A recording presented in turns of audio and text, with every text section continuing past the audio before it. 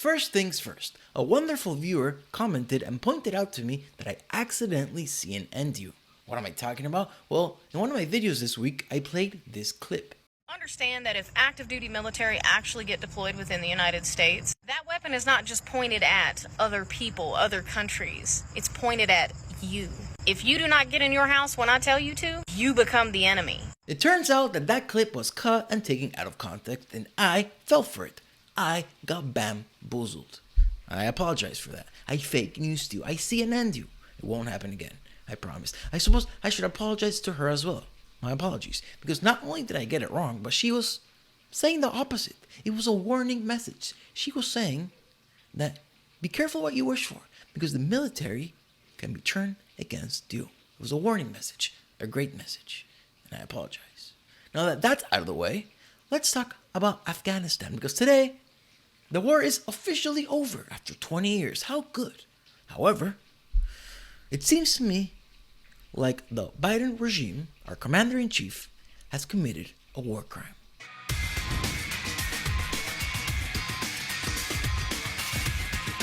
I hope the rain's not bothering you too much. I was waiting for it to stop, but then I got tired of waiting, and I'm not a very patient guy, so it is what it is. So before we get to the war crime, I want to show you something funny, something ridiculous, and something sad. And then we'll get to the war crime. So let's begin with something funny.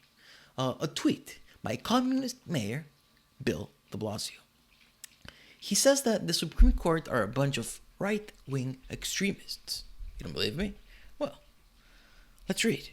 A group of right-wing extremists just decided to throw families out of their homes during a global pandemic. This is an attack on working people across our country and city. New York won't stand for this vile, unjust decision. Yeah, you will. If not, you're going to be in defiance of the Supreme Court, sir. Not that the Supreme Court can enforce anything, but this guy's out of office soon. And that's the funny. It's funny, right? So let's get to the ridiculous. And before I show you what this is, keep in mind this guy, Arne Duncan, was the Secretary of Education to President Obama. Here's what Mr. Duncan said, the Secretary of Education. Have you noticed how strikingly similar both the mindsets and actions are between the suicide bombers at Kabul's airport and the anti-mask and anti-vax people here? They both blow themselves up, inflict harm on those around them, and are convinced they are fighting for freedom. There's so much wrong with this, and I could dissect it and be here for 1, 2, maybe 3 videos, but real quick. Do you guys think that anti-vaxxers and anti-maskers are the same as the Taliban? Comment down below. I don't think so. I think it's very far-fetched because he says that the anti-vax and anti-mask people blow themselves up. How? He doesn't even take into account the possibility of natural immunity. Why? I thought these guys were the Secretary of Education. And more importantly, the vaccinated are protected. Not from transmission, not from getting it, but from serious illness. So when he says that anti-vaxxers and anti-maxers are taking the lives of vaccinated people, is he not wrong? Is that not fake news, CNN, misinformation, Russia disinformation? I think so. So that's the ridiculous. It's quite ridiculous.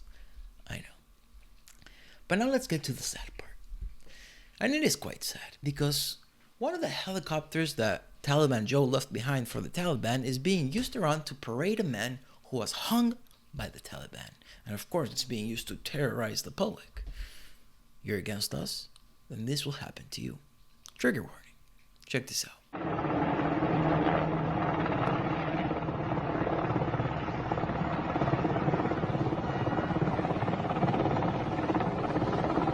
Sad, I know. And incredibly, that's not the war crime that I was talking about. But since we're on the topic of military gear and equipment left by Taliban Joe for the Taliban, I want to show you a quick list of the Taliban's new arsenal. Over 22,000 Humvees, 8,000 trucks, 162,000 radios, 634 M1117s. I don't know, those look like tanks or something. 155 mine-proof vehicles, 169 armor vehicles, 42,000 trucks and SUVs, 64,000 machine guns. This is the most important one. Well, this is important. 16,000 night vision goggles. That used to be, according to people that know, one of the main advantages that the military had, because when we went into the night, we could see and they could not. But guess what? Now they can see. They have 358,000 assault rifles, 125,000 pistols, 176 artillery pieces, 33 Mi-17 helicopters, 33 Blackhawks helicopters, 43 MD helicopters, 4 C-130 transports. Those are airplanes. 23 EMB airplanes, 28 Cessnas, and 10 Cessna AC-208s, more airplanes. Unbelievable. They have a more powerful equipment military than many nations around the world, provided by you and me.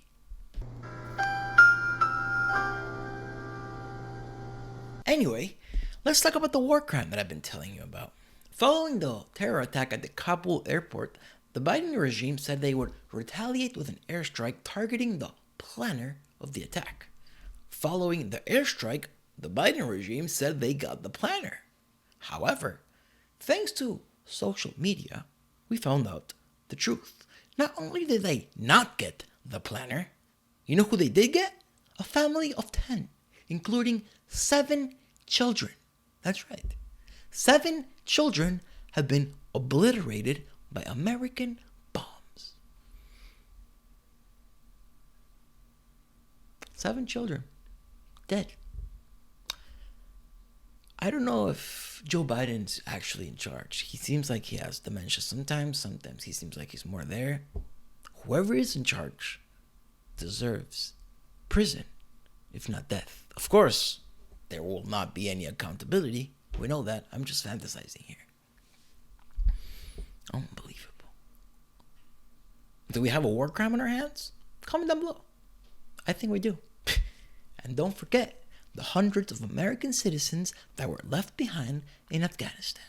Wait till you see them hanging off the helicopters. Those are going to be good videos, huh? They're going to go viral, I bet. Twitter won't take them down. Unbelievable. Taliban Joe.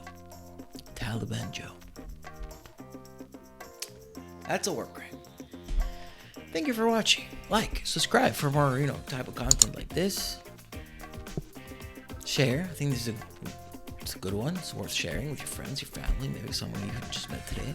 Share. Helps the channel grow. Thank you for watching. See you next time.